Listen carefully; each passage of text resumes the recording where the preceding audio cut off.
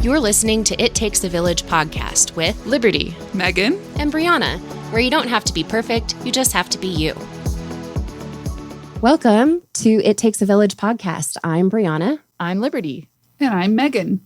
Before we get started, did want to say a huge thank you to KWSB 91.1 The Penguin and Western Colorado University for providing us a new space to record in. Yay! Yay! Wow. Very exciting. And also my employment. Yes, also your employment.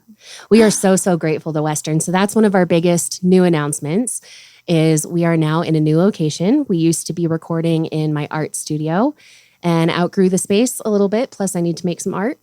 So now we're here at Western and they are letting us use their space. It's incredible. And we're so grateful. That's why we look so professional. Exactly. Look at us with our fancy microphones. And hopefully sound so professional. Okay, so we are going to jump into a recap of season 1. But first, I just wanted to remind everybody of the structure of what we're about to do for season 2. So essentially, we want to just reiterate that we are not professionals in any sense of the word. We're not trying to give direct advice to moms for what to do, what's right, what's wrong. We're just mainly sharing our own experiences for a set of episodes early on, and we're continuing chronologically into season 2 from season 1. So we covered pregnancy, into our birth stories, and shortly into after having a child. And now we're running into the 3-month to 1 year time frame in this episode.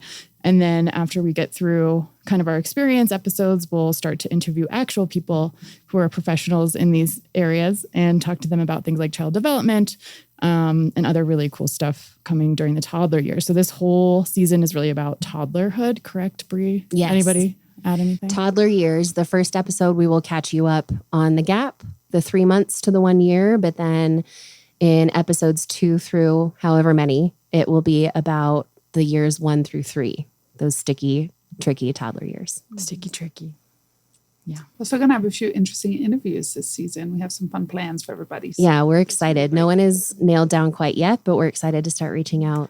Yeah. And we might also ask for your help in deciding certain specific special topic episodes, which you want to introduce this season as well. So lots of things to be excited for. Also a new jingle. Coming. So if you're looking for our podcast on any of the platforms, it's still the same logo. All of our look is the same, but our sound will be a little bit different given the new studio and the new jingle. It's also time. It's also time.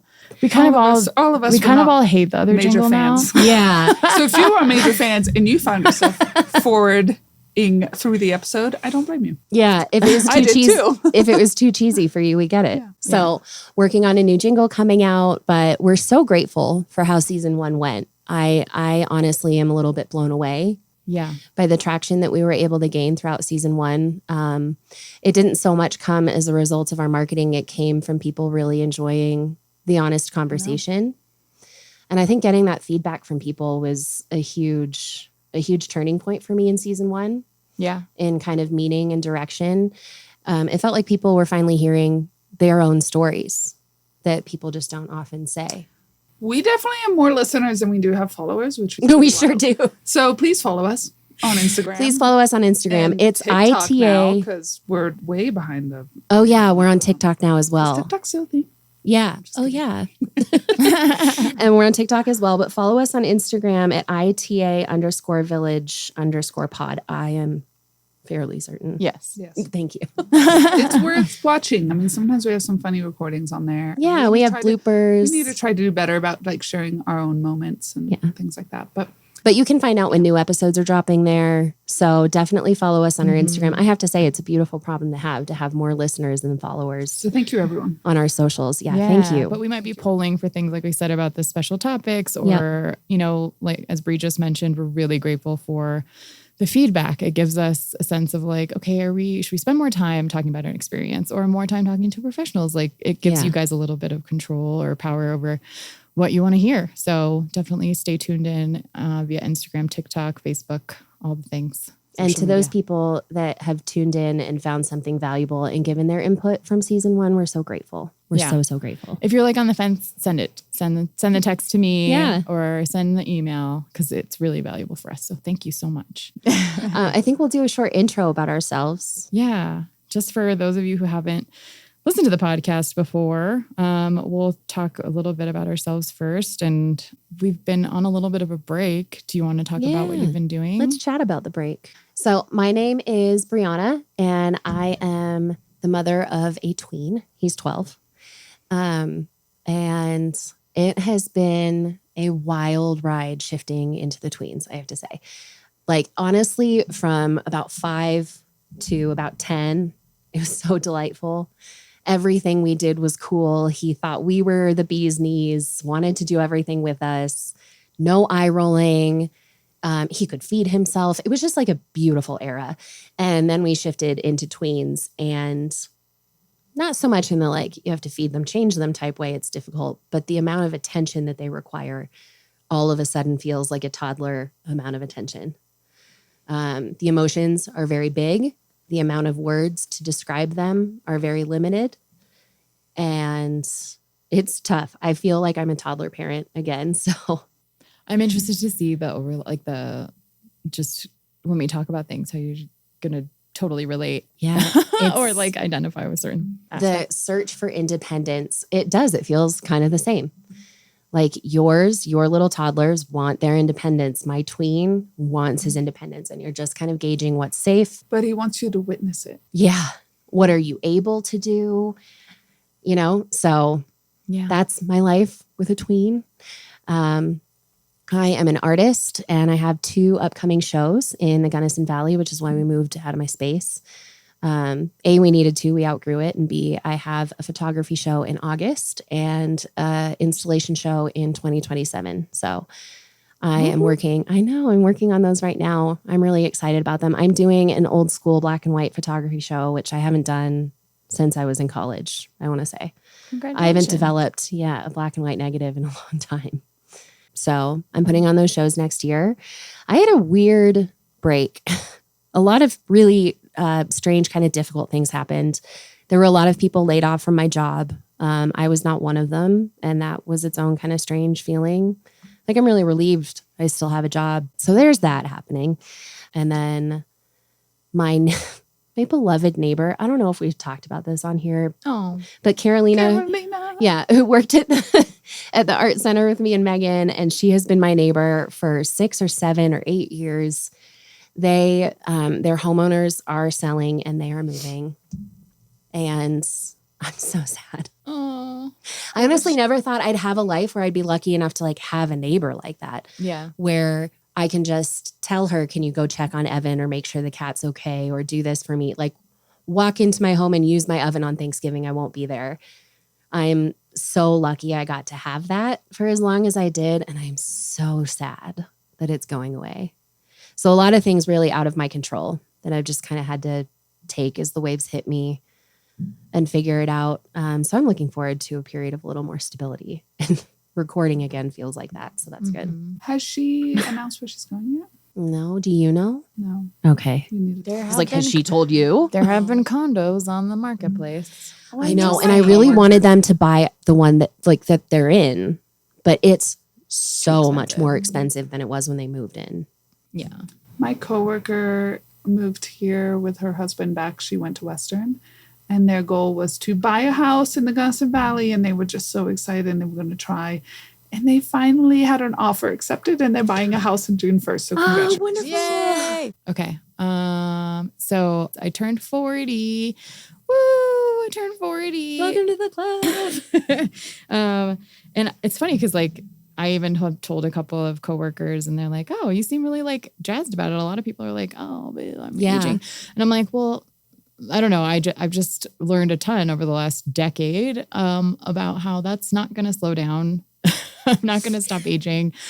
So I'm in control of how I feel about it and what's happening. Like, am I annoyed that my neck is like, that's my own thing. But like, yes, there are parts of this that are annoying that I notice my body aging. And I'm like, oh man, like elasticity, come back. I'm also like, wow, I'm more aligned than I've ever been. I've learned more than I know more than I ever have. I feel more confident in many things and in many ways. To raise a child in this world with some form of like moral compass that I feel like I'm stronger on. I don't know. So I'm just looking forward to this next decade being even better. Like my 30s were crazy transformation time. And I'm now looking forward to like a little bit more stability and also just growth. I mean, I want to keep growing. I want to keep learning. Anyway, so I'm Liberty. I have a 4-year-old, Minna, who I think we've said all of their names at this point. It's not really a secret, but yeah, she's 4 now. So we're going into talking about the toddler years, which I'm really looking forward to because I like am already crying intermittently of like remembering what she was like as a baby and all the things that I don't remember and like trying to capture and trying to hold. I'm like, I just need to put you into a time capsule so I remember.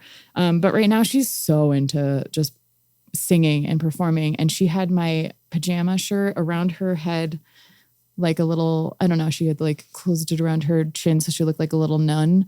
And she was just like singing to herself in the mirror. And I was like, you're such a theater kid already. Like you're such a She is. And she was playing the ukulele yesterday, I not love when actually she playing it. performs the part of the song that she doesn't know the words, but she knows the feeling. She just fills the words in. Yeah.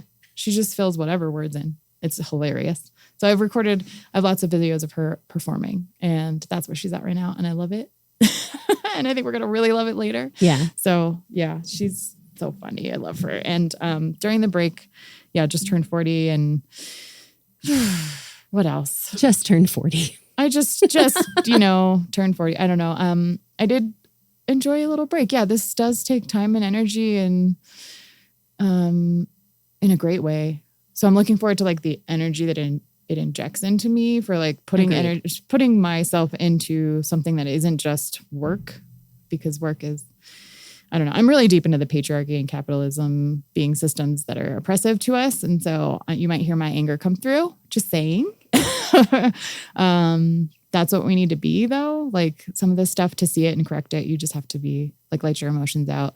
Anyway, so I've just been doing a lot more with that, like reading books that have been really helpful. Anything bell hooks related is going to be a win. That's really what I've been doing. And that's it. Yeah, I don't know. Nothing else. Honestly, it's been kind of a nice break, though, to think about it. Yeah. Like, you don't realize how much this is, how much work this is. And then you are out of it and you're like, oh, man. So you know what I did fill my time with is crocheting, which is insane. It's so good, though. Your crochet is so good. I've been doing too much of it. I need sleep. So cute. I don't know. I just feel like work, Avery, birthdays, family, hard times, good times, and crocheting, trying to find time for myself. Yeah, we fit a whole life in that break. It's been a lot. Yeah. A lot has happened. So I have a 5-year-old and she's doing wonderful. She's, I don't know if she's so much into theater, but she does like to sing. And she asked for a pink princess microphone for Christmas, which, let's be honest, that probably won't happen in my house. We have a full-on karaoke machine, I'm sure, with 2 microphones. That just sounds tough to me. But she also asked for, she was very into Artemis 2 moon mission, which brought a lot of hope to our household for science in the world. Hence My Nails by Cassidy at Trick Salon. Yeah. So anyway, so Avery, she was kind of a late bloomer with the teeth, but she is convinced all her teeth are starting to get loose. But they're not, because she really wants to start losing them. And I think I don't know if the teeth are anything like her first year. She didn't get her first tooth until after her first birthday. So it will come. Don't rush it, baby girl. Be a kid. Keep your teeth. That's me in a nutshell. And I work at Western, which is why earlier I said thank you to Western Colorado University for the space and my employment. Yep. We are very, very grateful Thank for you so Western. much. Yes, it's been wonderful. What else stood out to you about season 1? And then we'll jump into today. The last episode we recorded was the live episode at the Art Center. Oh, that was incredible with which Lana. Was so amazing. Yeah. Also, I just got my mammogram, y'all. So hey, are you good? One. Yeah, I'm good. But that's they great. also did flag the dense breast tissue. Yeah. But I wonder if they've changed the language around it, because it was just like, you could go in and get an ultrasound because you have dense breast tissue. But that's also common. So if you haven't listened to that episode, definitely go back and listen to it. It removed so much anxiety that I actually wasn't aware I had about like breast cancer, or not even just breast cancer, just cancer and cancer treatment support. That was our live episode. So definitely check that out. It was very like mammogram, very quick, easy, uncomfortable, but not as bad as I thought. Like at best, I guess I was just like, wow, yeah, I can really pancake down. Can't Yeah, I mean, they're doing what they say they're going to do. It's just really I will odd. say this about the Squished. uncomfortable piece. Woo. It's weird how that changes after you birth a child, where I'm like, Oh yeah, she I manhandled am me. uncomfortable, but also I have done worse. It's so true. Yeah. You have this robe that opens up at the front, and I just like let them out. I was like, Yeah. okay. And she's like, okay, I'm going to move you into where I need you. And I was like, okay. And they really do pancake it down. This full on pancake, like not a German, maybe a German pancake. It's I more don't know than if you guys think know. they could, honestly. Those are the real thin ones. Just recently, we had a work event at the Old Miner, and Dr. Laura heard my friend Ella's laugh and came upstairs, and Ella and Dr. Laura go way back.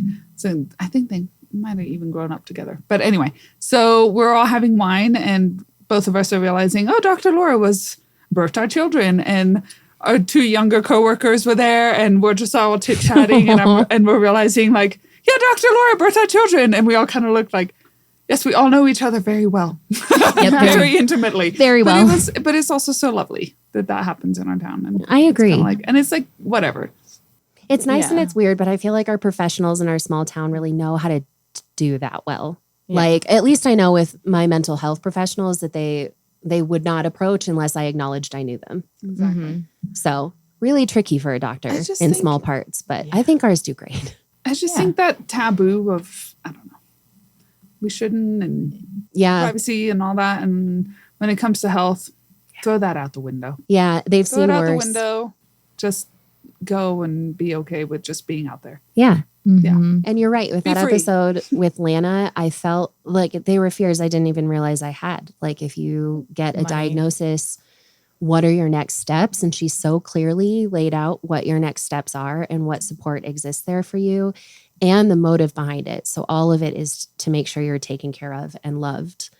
None of it should ever feel like you're taking advantage of the system. It's just to be loved on. Their work And- is so much about circumventing challenges of the system. Yeah. I saw when I went to go get mine, I saw a couple of the cars parked there, the Gunnison Tough cars, and how we had talked about they provide those vehicles for families or individuals going through treatment. And I saw it and I was like, it's right there. Yeah. It's right there. Oh my gosh. Like, that's so great. I don't know. Not every town gets that. And you I would think agree. sometimes our healthcare, and there are challenges with rural communities, of course, that I don't want to undermine, but we have a lot of support out here. It's easier to contain certain ideas or challenges and solve them because they're smaller in scale. So That interview that we had with Katie was, Oh my God. I know. I think what a big thing about that is I'm starting to notice the Project Hope people out in the community now. Agreed. That are helping other moms, like even at school and drop-offs and things. And I'm realizing, oh my gosh, this affects so many more people in our community than we think. Yeah. And how can I change my attitude towards it to help support those women? yeah. Because we all assume like everybody has a perfect life and a supportive partner and everything's great. And I'm just doing school drop off and everything's fine. But we never know who the person dropping off their kid, like what are they going through? Yeah. So I don't know. It's just made me look at our community and other moms a different way. And yeah, always trying to make myself available to help if something does happen. Yeah. this goes deeper and we'll talk through this, I'm sure, multiple times in our season, but it's just a lot deeper than it ever seems. And there's lots of kind of manipulation, mental health things involved that make it really tough to leave an abusive situation that you've been basically trained to stay in, whether or not that's conscious or subconscious. Sometimes, like, it's Hard just enough all just very to even- complex. Yeah. It's hard enough to see that Yeah. you might be in it. Such good episodes. If you haven't listened to season 1, go back through, see what interests you. Listen to the whole thing if you can. But the interviews are Yeah. solid. The interviews are so great. Like Louise, thanks for being our first. Louise Perry of the Grove, who we're very deeply involved with now. And if you haven't seen that episode and you haven't heard the word matrescence, Yeah. if you go back and watch any episode from season 1, go watch the one with Louise Perry, because matrescence is what we're talking about. This transition, this transformation. that It's we're going definitely through. starting to become more mainstream too. I know. People are talking about it more, which is so great. Get it into the really good. dictionary. Yeah. Yeah. All And then right. Jess. I'm going to agree with Jess. Oh my gosh, Jess's was great too. Yeah, Jess full was of data and information and stuff that we never even thought in a of, which is kinder so way wild. to approach people you disagree with. Because I mean, a lot of what we say is opinion, and Yeah. opinion is not truth. It might feel real strong in your family, Yeah. you know, But where you're opinion like, is oh, it not has to be this truth. way. Or it And might there feel is a like truth difference between the between- three of us because we agree. Right. Confirmation bias. Yeah. So to to hear someone approach it the way that Jess did, it gave me pause. It did. And With how, measurable data. yes. I think the one thing I took away from that conversation is just the real true differentiation between being an individual as an individual and being within a system that you are learning about. Like you're learning, oh, what did this system teach me about who I am as an individual? Like what are the pieces of me that exist because the system exists? The history of like how we even came to predominantly male doctors, right? Or and moved away from doing home births or using hundreds of years of expertise of individual women, right? Like there's Or so anyway, what the village actually so used to look interesting. like. Mm-hmm. Jess was fascinating. Yeah. Anyway, okay. It really makes me question now the research behind women's medical needs too. Is Yeah. like even the information that I'm getting now online or at the doctor's office or wherever, just feeling like that's not the whole truth. And it's Because it hasn't been disheartening. researched. I know there's something missing. I know I'm not getting the information I need to be the best version of me. Exactly. And so then I start kind of spiraling internally of how can I teach this to myself? Yeah. It's kind of like the most recent discoveries about endometriosis. Exactly. Because Oh I'm my actually doing gosh. the research. And like trying not to find an 80-year-old man who tells you just get pregnant. Like we're still in that part in the medical field where there's people trained the old way and people trying to say, no, that's not how it is. Yeah. And we're still in that flux. I began my journey with endometriosis so early that I was well within the patriarchy for treating it. And now there's so many more changes, but you have to be careful when you're going to get seen, who's seeing you and what There they was believe. an article on the BBC that I need to send you where they may have discovered a bacteria that causes endometriosis and it could be solvable by like antibiotics. Oh my God. Also, there's pancreatic cancer, maybe vaccine treatments. Like things are actually, Unreal. Yeah. guess what? In science, everyone, science. I believe in science. And that is not any aggression towards faith. It's just science. Yeah. Like they can be different separate things. Oh, they can complement each other. It could be a Complement. gray area. I There can be think faith and science. It's not black or white. You can merge the two. hot take, I think they're talking about the same thing, just Unless using it's not. different language. Truly, I think they're using different words to speak about the same things. Yeah. All right, let's dive in. Now we're going to walk through month 3 to year 1. There is a lot of complicated things that come in that gap that aren't talked about, aren't acknowledged, aren't even remembered. Yeah. We had to do a remember lot it. of searching through our memories to remember even what 3 months to 1 year was like. A lot of decisions are made, a lot of changes happen, and it's not talked about a lot. So today we'll talk about the gap, 3 months to 1 year. Which is kind of like a gap in memory. Yeah. It is. It's like Honestly. seemingly insignificant, but so significant to your identity as a mother. Like I remember it was just identity forming. And how Like, your relationships are set up. which sounds as uncomfortable as it was. Yeah. I think a big part of that memory loss, though, too, is the fact that in this country, we go back to work and we all feel weak. We have to put our heads down. And we just have to get through it. Yeah. It's painful. It's hurtful. I want to spend time with my child. Everyone else does it. And it is a gift and a privilege to have that kind of maternity leave, and it shouldn't be. Exactly. It's so painful. So I know before I even had the baby that I was doing this dance at work. Like, how long do I keep working up until my labor so I can have as much time with my baby after? Like, you're only given a very certain amount of months. So do you spend some of that time before you give birth? Do you work all the way up until the day you give labor so you can have 3 months with your kid? Which is essentially the tactic I tried, was to work all the way up until the day of. I took the week off before I gave birth. I have to say, But that was my due date. My plan was to work all the way up to the end. Well, I have to say, we also like reward that Yes. implicitly. Like We do. where we're like, oh my gosh, this mom like was on her feet serving. Yeah. I remember because I was served Worked for all the so way long. until her due date. And right up until she was popping out What the a baby. badass. And somehow we're like, oh, that's so wonderful. Like, Yeah. no. Or these poor mothers are forced into it. Like, That I was forced into take a month before and get 2 months with Evan, or work all the way until the end and get 3 months with Evan. It's No. such a sad decision. I worked all the way through. Yeah. And then brought little Avery. you're like, hold to on, let me get on work. this call.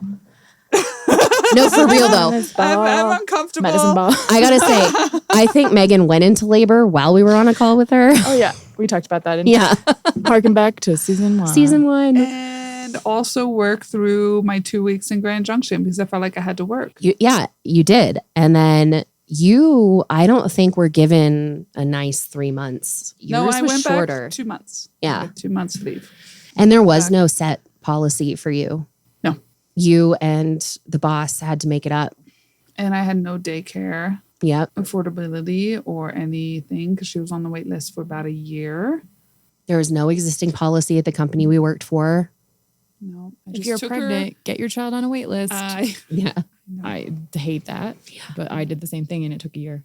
It wasn't that bad for me, honestly. My son was maybe almost a decade behind you guys, and our wait lists weren't that bad.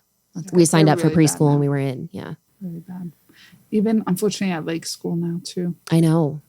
Really bad. I know parents, they just did the round of applications. You got in pretty fast, right? Automatically, kind of.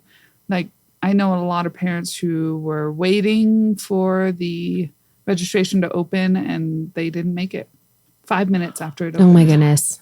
Seriously? Lake School. Oh, shit. Yeah, it's really sad. Yeah, that climate didn't exist when I had Evan, and I can't imagine navigating. I couldn't imagine. Yeah. I mean, I did. Yeah. Well, you did. But you did But this. I took don't- her, but I didn't have any other backup plan. I was thinking, this is my only option, and I'm doing it. Come hell or high water. So I Yeah. didn't get the maternity leave. 2 months after she was born, I went back to work. Brought Avery with and you. I took her with me every day. Yep. I got to watch Avery. So this is a cute story to break up the sadness. Yeah, it was very cute. I got to watch Avery too during the day because Megan and I worked at the same place. And I was holding Avery so much that the construction workers at the art center thought she was mine. Because I just, loved to. My kid was old, 8 or 9. Older. Yeah. And so I was holding her all of the time. And one day I was rocking her back and forth in the upper gallery or shop area. And one of the construction workers was like, oh, so cute. How old is she? And I was like, I don't know. Like 2 months, 3 months? You're like, "Let me look." And they're like, whoa, dude. You don't kind of mom is this? remember? And I was like, she's not mine. I also had Avery during COVID. So it was kind of weird because I got God. pregnant during COVID. and then Everything was had her weird. in 21. And so it was like this weird vanishing act where we all left the art center. Then I had a baby and then we all came back and nobody knew that You were I'd had a no one knew baby. you were pregnant So because I know, of the so window we He just left. came back with a baby. all of a sudden this baby existed in the art center and people were Yeah. like, did Megan have a baby? Or Brianna Did had Brianna another have a baby? no, that's mine. But nobody really knew. And It kinda was lovely. cute. Yeah. It's very lovely that nobody bugged me. It was pretty cute. I have some very sweet pictures of you guys. Like, I when loved came to Avery at visit. the art center. It Yeah. was adorable, but I can't imagine. I know that there was a day that something stressful happened. She was crying and you couldn't get her in time. So And that she was in the so, swing. that pointed to the problem. She was in the swing Like, and I was downstairs. No matter how cute it is, she shouldn't be there with you. She fell out of Which the is swing. not your problem. No, not your problem. Yeah, she fell out of the swing that she was in because she'd started wiggling around. I didn't realize that. Yep. And she fell out and hit her head. And this And was I was because downstairs. no solution was presented to you about how to care for your child at 2 months. Your job did not do that for I you. remember just feeling so much guilt that I didn't hear her crying right away. Yeah. And then someone was like, there's a baby crying upstairs. And I ran upstairs and she was gone because people were visiting the gallery, found a baby on the floor, picked her up and walked away with her. Oh my gosh. And we're walking around the art center with a baby and I couldn't find her. And then I didn't know I ran into them and I was irate because I was like, why do you have my child? What is happening? I didn't know that she'd fallen out of the swing. They were trying to help her. So, I mean, that was just horrible parenting. And again, also like, I want to take this moment to reiterate, this is exactly the problem with the policy in the United States. This was not a mom problem. No. This was not you being a bad mom, which is what the systems would prefer you think. Not that the system is bad, but that you did a bad job in the system. Mm-hmm. But the fact that you had to be present at all on a different floor than your baby, that's the problem. Yeah. Not where you left her, not how you tried to figure out to work within these impossible restrictions. You did what you could with what you were given, and the deal was bad. Yeah. And that moment was not a mom failure.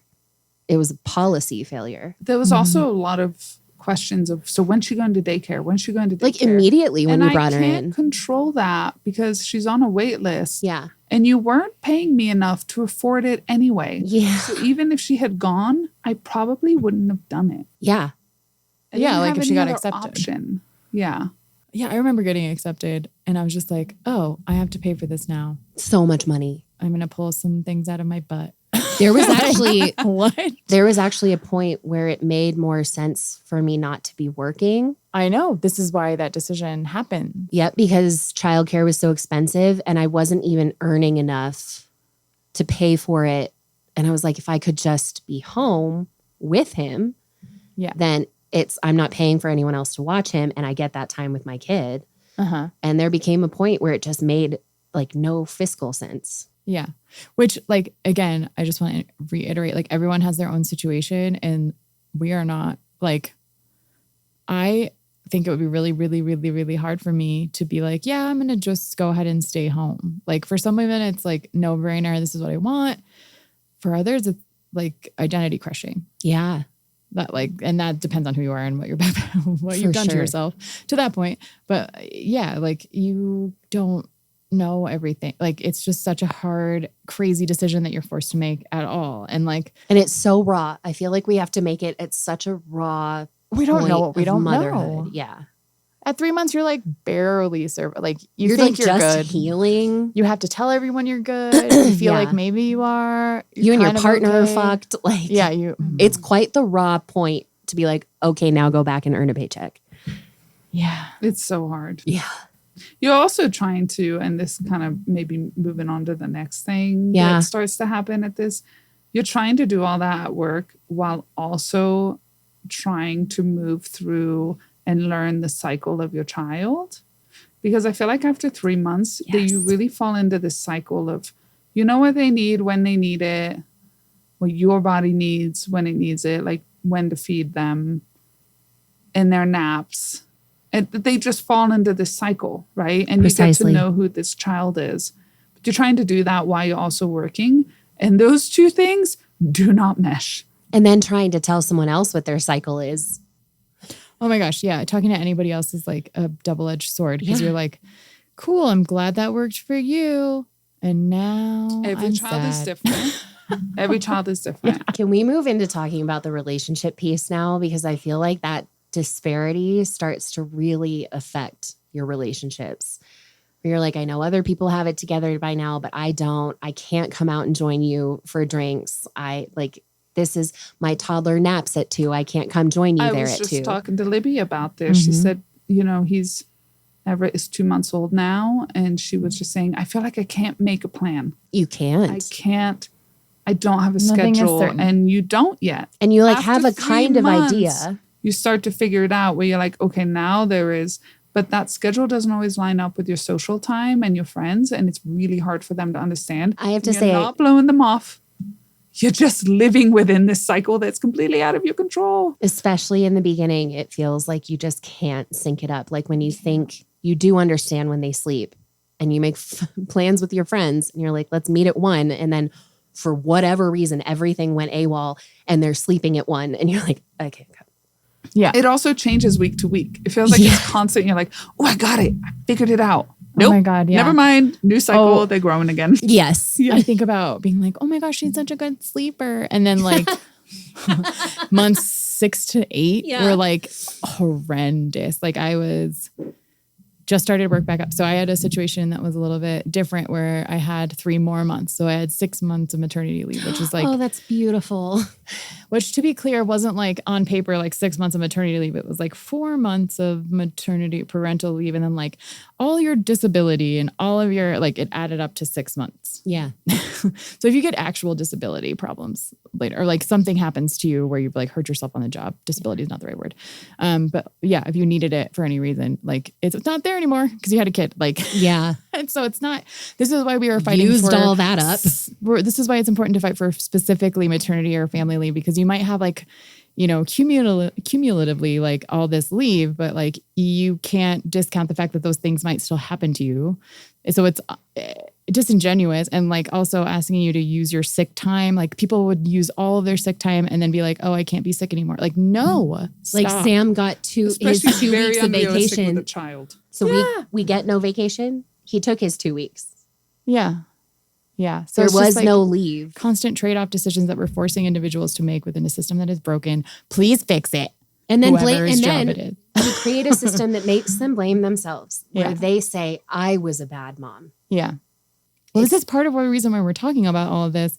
And like a tangential thing that we want to try and do is like create community for real in this small town that we live in, and hopefully learn some things, get some things pushed through from a policy perspective. That would be ideal state for me. Yeah. Is like, let's get some things fixed in Gunnison County, for example, or in the city, whatever, for women who have an easier time with all of this. And then we can like look beyond that. But it just takes us as individuals like coming together and fixing these problems, talking about them openly to do something about it. And just this time frame was really tough for me. I remember like, and your hormones are whacked out. Like I was, you know, it's you're an ocean breastfeeding or not breastfeeding, like no matter what, you're always in this time of flux with your hormones. And I remember having the energy of like, you can't sit with us, but like with my boss at the time, because I needed to join a call at 6:30 a.m. for whatever reason, because I was trying to over commit. Like I was trying to show like, oh, I had a baby, but I'm fine. Like, it's okay. I can come to work and I can work 100%. You're not even going to know. Yes. You're not even going to tell. Like, why was that my goal? I don't know. Ashamed of not being okay. It's all shame. I could not agree with you harder. Yeah. Like you try and show up like I am killing it. I know what I'm doing. I'm a good mom. And I am impressive. I can do this system. I see it's unfair. I can do this. But I can do it. Yeah. And so I was like, I can't join these calls. I remember writing this email. It was like very emotional. I was like, should have sat on that for 10 minutes. But I was like, I can't join these calls. This is ridiculous. You know, like I have to get off this call and breastfeed my child and then get back on another call. Like that's what my life was. Yeah. And you were talking about the cycles, like every 3 hours I was pumping every 3 hours because breastfeeding wasn't super working for us at the time. And like, I was kind of using formula and I wanted to get away from it because I had weird stuff about that. Season 1, listen to that. And I was just like 3 hours, pump, nap. pump. Yeah. Put it on your work calendar. Make sure no one knows. Like, and that make sure no one knows. I'm sure many people would have been more accepting than I thought they would, but that was in my mind at the time. Mm-hmm. Yeah. So much shame. Nap windows too. And like making sure she's napping well. Napping windows were so hard. Center, being like, she's not getting proper sleep here. Yes. This is so unhealthy for her. Why is she here? She was supposed to fall asleep at 10 and it's 2. I know. I'm hurting her. I'm hurting her growth by keeping her at work. I don't have any other option. She really has to nap. Her brain development is going to be so bad. Like I thought I was harming my child and what that was doing to me internally. Like I was talking to Clark and Libby about this. So Libby Everett was born in February. She goes back to work after Labor Day. So it's September. And then Clark has paternity leave as well. And he kept 1 month of it. So then in September, then he will take over again. Oh. So like that's almost, it's not quite a full year, but that's a really good chunk of time. And I'm so happy for them. Matters so much. So happy for them. I'm so happy for her to have that time. Now what Libby's learning is that ability to, it changes who you are to all of a sudden be this super go-getter human being that she is mom. To now I'm a mom at home and you almost feel stuck. Like she still wants to be herself, but also But your performance metrics are literally like poop and ounces. Exactly. Eaten. She feels like she's having such a huge impact on her child. Yeah. But she doesn't see that necessarily. Yeah. Right. So, but anyway, long story short, we were talking about postpartum, and I was saying like how in it I was that I didn't even know it until it was gone. And she said she's actually feeling pretty good. She doesn't feel like she has that. And Clark had a really good point. Great. He said, do you feel like maybe that was part of your work situation and being back at work after 2 months? And I said, oh, 100%. It's because I was in that environment and I felt like I was harming my child and not being a good mom. And I put myself in that situation. But then also not being like 100% the best employee. You're literally failing at both like I was instead mediocre at everything in life. Instead of Seriously. recognizing it's the system that's failing. Yeah. It's built to make you feel like you're failing at both. Yeah. So when you're the first person to notice and feel like things are off and you're like, oh my gosh, I don't like, it's just pure, more likely than not, it's pure overstimulation, overfunctioning because your husband or partner is not allowed to stay home with you for their policy reasons. Yeah. And that's I'd why like it's to so, deep there's dive in correlations. Again, I don't know about causal, but like there are studies that show if your partner takes their time off, that your marriage success is directly reflected in that in the long term. And that makes so much sense because that's really the crux of like where you're connecting to the experience of your wife. Like if you're the partner, whoever the birthing mother is, like you have either an opportunity to connect and really plug into what their experience is and figure out what it feels like and what they need and think about the same things and anticipatory thinking. Like that's all coming from being there. Yeah. You can't just explain that. Like, and that's why it's so easy to get these dynamics where like someone will come home from work, whoever that is in the relationship, and be like, oh my gosh, why isn't this done? Or why is everything still a mess? It's like, what did you do? What happened? Yeah. What did you do all day today? Like, no, and like, luckily enough, like my partner by default, like I work from home. He's home part of the time. Like we were able to kind of cobble together different schedules that worked for us. And that's the only reason that we were able to even survive a time frame of a year of being on a wait list. Yeah. And there's extreme sacrifice that comes with that is like expected on a systemic level. And so no one sees it. It's harder to acknowledge it because people just like, and I'm guilty of the same, like coming in with my own anecdote and explaining how like, oh, wow, like if you just work hard enough, like it's like, no, like different people have different experiences and you have to respect that. And it's so hard. And it's hard to quantify like the loss that your relationship suffers. You are no longer sure of who you are. And like, if you think about that in relation to who your partner is, like, that's going to be a major change for them to take in and like feel, and men tend to, again, all these things with a grain of salt that we're saying, men tend to like want to play that provider role and like the patriarchy forces them into this box of like, you can only provide value through these things. And so once you are kind of discombobulated and all over the place, it's hard for you to be like, this is how you can help. This is how you can provide. And even if you tell them ways that they can do that, it might be tough for them to take that role on because they're not used to being a caretaker. Caretaking is largely relegated to women. Mm-hmm. And so I think it's a real shift. And if they can be more embedded with you in that experience, it's much easier because they understand. Then pass that off. Yeah. Yeah. A big part of it too is, Tyler went back to work after a week after she was Did you resent him? I resented Sam. No.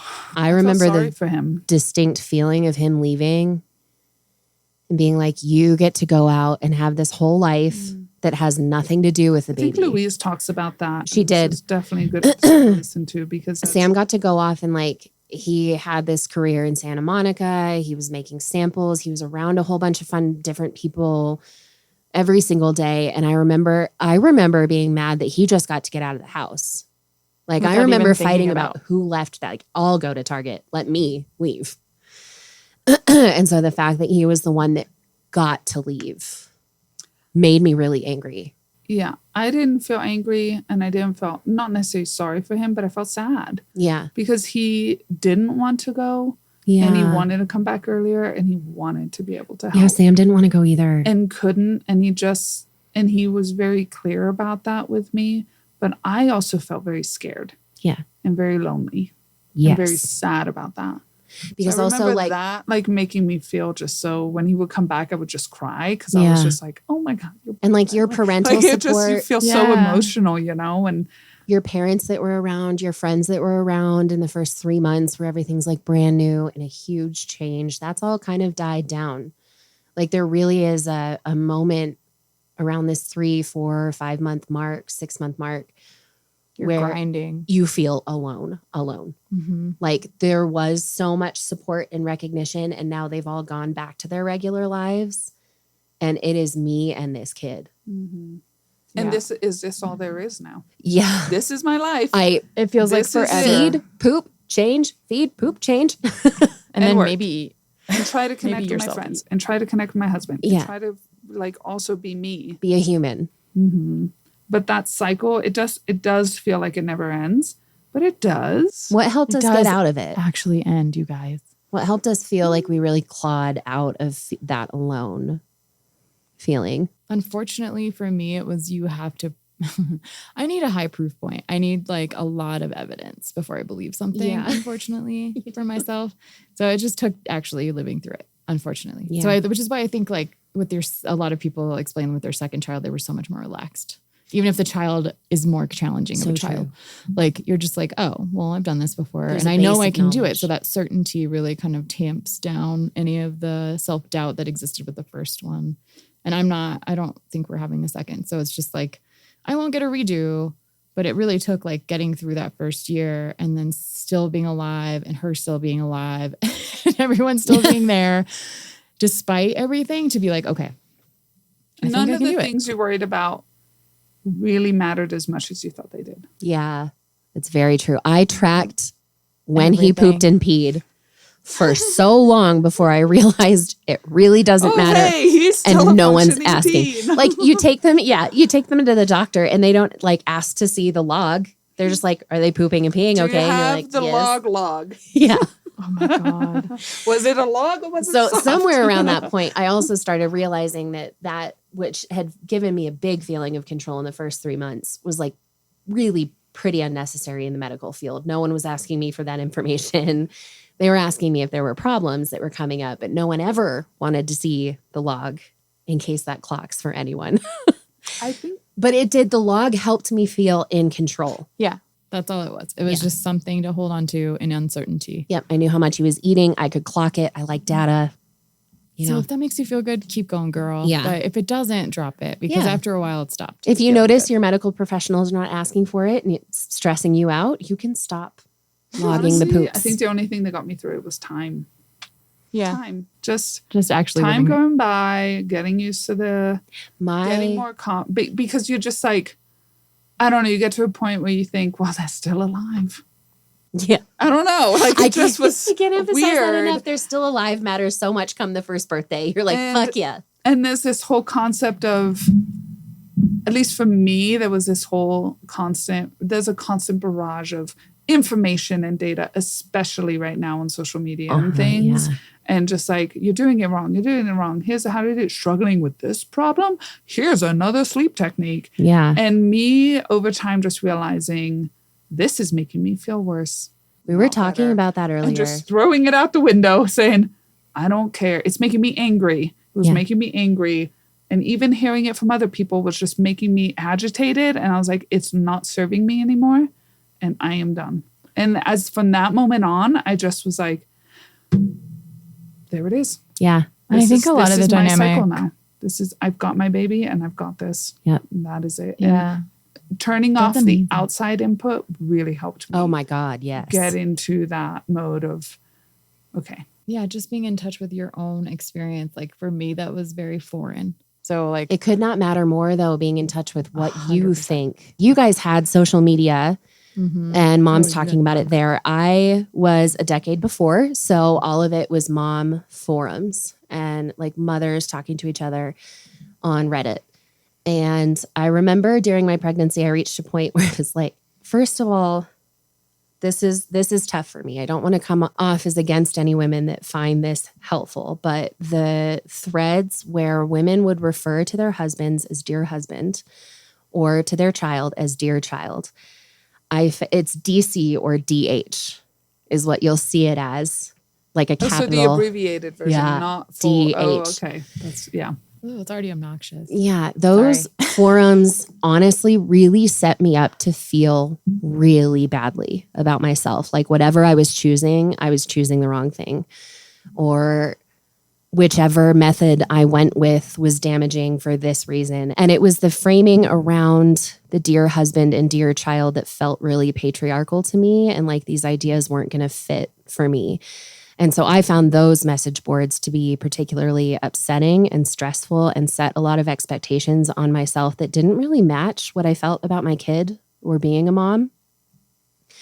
And yeah, came with a lot of guilt. So I remember warning you, Megan, about that. But by the time you guys arrived at Other Mom Input, it was social media, which has got to be so loud. There's a lot of Facebook mom groups. Yeah. I remember looking through them and there were moms posting things like, this is before they had their babies. Oh my God, look at this cute thing I just bought. And then all these moms would berate them about how dangerous it was. Yes. Your baby's going to turn its head and it's going to suffocate and die. How could you? As helpful as you think that is, and it makes you feel better because you know that information, so you must be a better mom than her. All you're doing is belittling and berating and making another woman feel less than. Precisely. You are not helping them. It seems like there are groups where you're like, oh, finally, women are talking honestly about this. I can talk to other women about this. Yeah. And the amount of pressure and guilt and shame that came out of those groups, I muted them entirely. Yeah. I mean, if you think about social media right now, like we're seeing, if you have the opportunity to comment on something, like no matter what you post, literally it can be anything. There's going to be a commenter on there that's going to have some shit to say or that's going to disagree with somebody else. And so I can't imagine like leaning on those groups, looking for advice, finding out that like no matter what, there's going to be somebody who's like, oh my God, don't do that. Or yeah, because all you're looking for is belonging. You're just looking for what we're trying to do here. Somebody talking honestly about what it's like. And instead you are met with so much judgment. Mm-hmm. Yeah. Because unfortunately those moms, those women posting also feeling bad about themselves. Also met with judgment. That's the only way they make themselves feel better is by saying, oh, look how much I know versus you. Which I have to say. I must be doing this better than you. It's a powerful feeling. It's a society problem. We've been taught to pit ourselves against each other like that from the magazines from the get-go. Yeah. Like if another woman is feeling good about how she's doing, you should be feeling bad. Instead of us all learning from each other and propping each other up. Mm-hmm. The goal is to tear each other down. And that's also patriarchy at work. Yeah. Sorry, this word's not sorry. Sorry, not sorry. Don't apologize because you're right. It is a patriarchy at work. It's in our own internalized misogyny showing like, oh, I can perform better than you in the patriarchy. I can show that I fit this system better than you is a lot of times where the advice is coming from. And it might not actually match what that person needs. And that's where the dissonance comes in where you're like, well, this person's well-meaning, but I feel bad about it. Why do I feel bad about it? And then you start to get curious about your own internal feelings. So I would just say, continue to be incredibly curious about your feelings and listen to them. Yes. Over what other people are saying. Like explore it.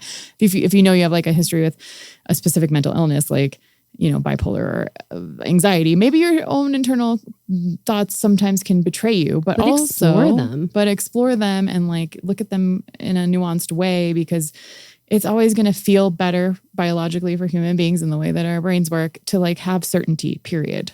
So like we don't do well when we don't know exactly how something works. So you're going to want to grasp for that, which is where the tracking comes from, which is where the searching for information endlessly came from for me, where I was like, I just need to like find ground and any ground is okay at that point. Yeah. And I'm like, okay, any information, just give it to me. So I feel like I know what is up and down.